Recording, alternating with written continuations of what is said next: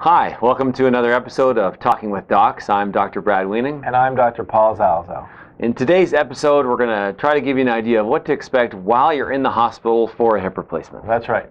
We have some videos talking about what to do to prepare. We have some videos talking about what is a hip replacement. But now we want to take you through what's going to happen to you in the hospital when you go in for a hip replacement. Hopefully this will take away some of the anxiety that you might have going in for this procedure. And allow you to feel a little bit more prepared and set you up for success. So first off, Paul, when do people usually show up for a hip replacement? They come in a couple days before? I guess years ago, you used to get admitted the day before surgery or 2 days before, but now, generally, you come in the day of surgery and you want to arrive at the hospital. Check with your institution to know the exact time, but it's generally about 2 hours before the time of surgery. Is that right? I usually tell mine even 2.5 or 3 hours, because if they're running ahead or if something happens, you just don't want any extra stress on the day of surgery. You don't want to be stressed traveling there. Really try to prepare for that part, because you want to start well. Yeah, don't be late. Don't be late. We won't be late, so we got to make sure our patients aren't late. Yes. Okay, so you get there. You show up at the hospital, and then you're going to go into admitting, generally into the admitting portion of the hospital to check in. Yep. And then you're going to go into an area of the hospital that's sort of designated for before surgery, a pre-op area or some area where you will get set up before it's close to the OR suite, but that's where you start. And that's where a team of people will confirm who you are, what you're having done, who your surgeon is, what time it is, that kind of stuff, get you changed into a gown, and then start preparing you for the more intricate parts of the surgery itself. Yeah, so in that place you're going to meet a nurse, you're going to meet the anesthetist before surgery, and you're going to meet your surgeon before surgery, and your surgeon will mark the side that you're getting done. So, for example, if you're coming in for a right hip replacement, your surgeon will, with a marker, mark on your right hip an X or his initials or her initials or some indicator that this is the side we're doing. And that's going to be checked many times before your procedure. You're going to get asked that question many times before the procedure. Yeah, designed to reduce the risk of not wrong-sided surgery because you have two hips or two knees or whatever. The other thing that when you mention the anesthetist, that's the time that the anesthetist is going to talk to you about the type of anesthetic that you're going to get. You may have seen someone in an anesthesia clinic. It may or may not be the same anesthetist doing your procedure, but that's when they'll talk about for hip, whether you're having a spinal anesthetic, whether you're having a spinal and going to sleep, whether you're just going to sleep, whatever your anesthetic may be. Right. Okay, so then you're going to make your way either in a wheelchair or if you can walk, you may walk. You're going to go from that pre-op area into the operating room. And so at that time, you'll be placed on the operating room table. They will secure your arms so they don't fall off the little arm boards that are there. They'll make sure that you either get an IV started at that time or have one that actually is working, potentially give you some medication to relax because it is a bit of a stressful environment. Often it's cold, so they'll give you some warm blankets. That's what they do at our hospital anyway. And then that's when, as Paul mentioned, we do the next set of checklists. And out loud, we all agree, everyone in the room, who this person is, what they're having done, and that we all agree on it. And you will feel nervous, and that's normal. This is probably when you're going to feel the most nervous at the time when you just walk into the OR. But generally, people are very friendly, and everyone's goal is to try and make you feel comfortable and ready for your procedure. So you get on the examining table, you have this checklist occurs, you get some medications, and your anesthetic is administered. Your surgeon may be out of the room during that time, because that's just between you and your anesthetist and the nurses to get you anesthetized. And then what I was going to say is you may or may not get a catheter. That certainly is very institution specific. Urinary catheter. It appears that we're transitioning away from that, but certainly some hospitals still do it routinely. We do it on an as needed basis at our hospital. And then the other thing that I was going to mention is that's also the time that as a surgeon we make sure that we have all of the instruments that we need. So there are specific instruments to do your procedure. We want to make sure that they're there and that we have the proper parts available. So that's all confirmed before, because my patients will say, well, how do you know if you have my size? Yeah. We have all the sizes there. And you'll likely see your x-rays on a monitor on the wall at that time. So then the next part you will not be aware of. Yes. You will be out. Even if you just have a spinal anesthetic, you will get some medication that also relaxes you, so it's unlikely that you'll know what's going on or remember anything. The next recollection you will likely have from here is waking up in recovery room.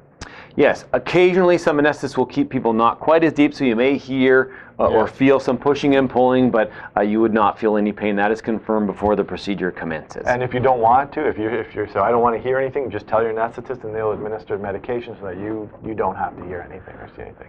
So then, once we've completed the hip replacement, you're transferred from the operating room table onto either a stretcher or typically a hospital bed, and you are brought to the recovery room. What happens in recovery, Paul? Well, that's where you recover.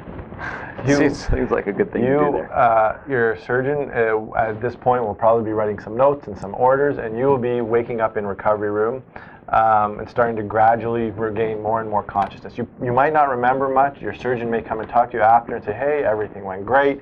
You may not remember that because of all the medication you had, but this is the place where you sort of recover enough that you can be transferred to the ward. And you're in the recovery room for generally, if everything goes well, about a half hour or so, would you say? Yeah, half hour to an hour, and I mean, at our hospital, usually I order an x-ray in the recovery room, but that certainly is not mandatory. Sometimes you'll get some blood work, and yeah, the nurses, plus or minus the anesthetist, just make sure that you're awake enough that you can breathe on your own and that you're safe to go to the ward where you're not going to be monitored quite as closely. Right. So that's it. So you've come into the hospital, you went to a room before the OR, you went to the OR, you had the surgery, you made your way to recovery room, you recovered, and now you're going to make your way to the ward.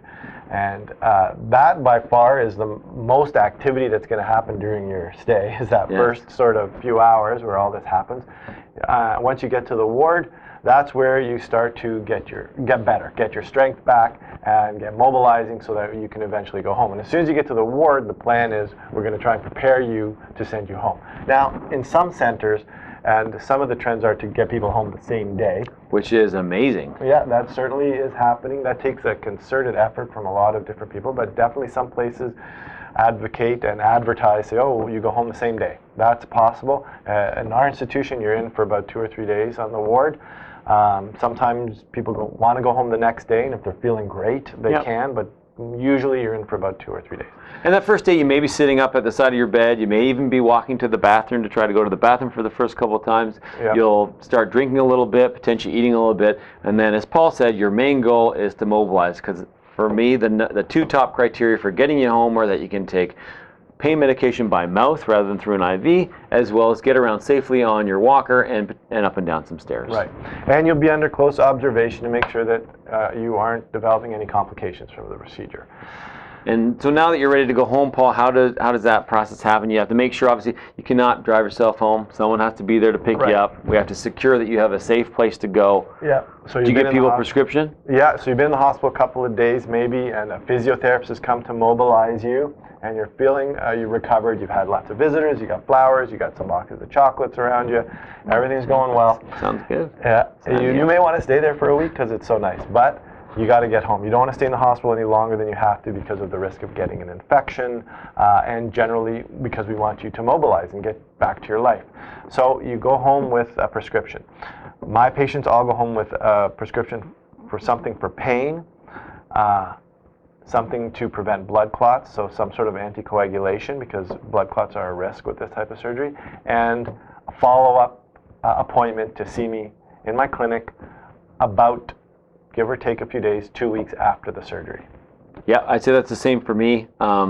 Often people also go home with a prescription for physiotherapy or an appointment that's already been booked through the hospital, because at our center, a lot of people will do their outpatient physiotherapy at the hospital, so we need to make sure that you have physiotherapy set up in some way. Well, unlike knee replacement, a hip replacement does not require a ton of physiotherapy after. You'll see in our knee replacement videos, you need a ton of physio after. Hip replacements, people don't generally need a ton of physiotherapy after that. I would say the other side note for my hip replacement patients too is that the amount of pain that you experience is very manageable. Often people wake up the same day or the first day, and I see them and they say, that severe groin pain or upper thigh pain that I had, that is almost completely gone, and you've traded it out for the pain, the incisional pain along the side of their hip. So people are shocked at typically how good they feel very early, unlike a knee, unfortunately. That's true. That's true. And the other thing is, everybody's different. I've heard people describe their pain in a million different ways. I feel everything.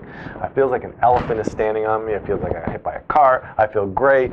I don't have all the pain I had before is gone. Right, a whole spectrum of experiences that people have. So if you heard someone tell you, oh, after surgery I was up dancing, and you're not ready to dance, don't worry. Everybody's different. Maybe you're not a dancer. Oh, well, you will be after your hip replacement. There you go. I don't promise. So that's pretty well the whole hospital experience. It seems so easy when you say it like that. Yeah. It's generally, I think, a pleasurable experience for people, and they're just so excited about kind of moving on with their life. Yeah, and then really after that, that's right, you can get your life back. You've hopefully gotten rid of that hip pain, and you can get back to doing all the things you wanted to do.